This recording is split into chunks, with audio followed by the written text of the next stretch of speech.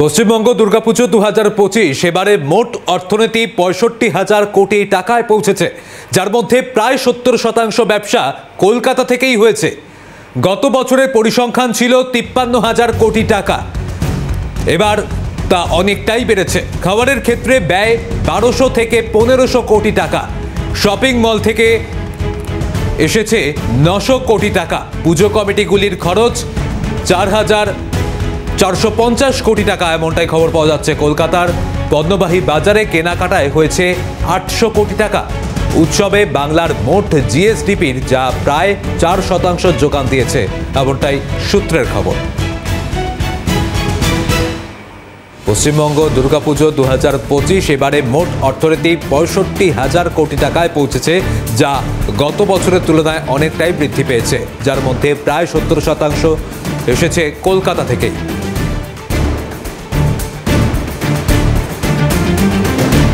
এই মুহূর্তে আমাদের সঙ্গে রয়েছেন অর্থনীতিবিদ মহানন্দা কাঞ্জিলাল। মহানন্দাদি, দুর্গাপুজোকে ঘিরে এই মুহূর্তে যে পরিসংখ্যান যেটা পাওয়া যাচ্ছে, দুর্গাপুজোয় এবারে অর্থনীতির ৬৫,০০০ কোটি টাকা পৌঁছেছে, যার মধ্যে প্রায় ৭০% ব্যবসা হয়েছে কলকাতা থেকেই, কি বলবেন?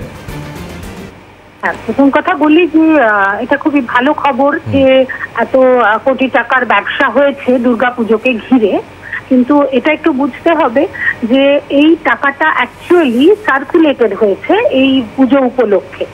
সার্কুলেটেড মানে টাকাটা খরচা হয়েছে, বিভিন্ন খাতে খরচা হয়েছে, কিন্তু আসলে যারা এই মানে একেবারে হার্ডকোর কর্মী, যারা প্যান্ডেল বানিয়েছে, যারা ঢাক বাজায়, যারা ফুল সাপ্লাই দেয় বা যারা ডেকোরেশন করে, তাদের আয় কতটা বেড়েছে সেইটা একটুখানি আমার মনে হয় ভালো করে সার্ভে করে দেখা উচিত। তবে এটা নিশ্চয়ই খুব ভালো যে এতগুলো টাকা সার্কুলেটেড হলো ইকোনমিতে একটা উৎসবকে ঘিরে, কিন্তু এটা টেম্পোরারি, এটা স্বল্পকালীন আয়।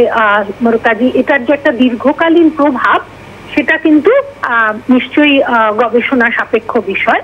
তবে এটা নিশ্চয়ই খুব ভালো জিনিস যে এতগুলো টাকা সার্কুলেটেড হয়ে রাজ্যে তৈরি হয়েছে।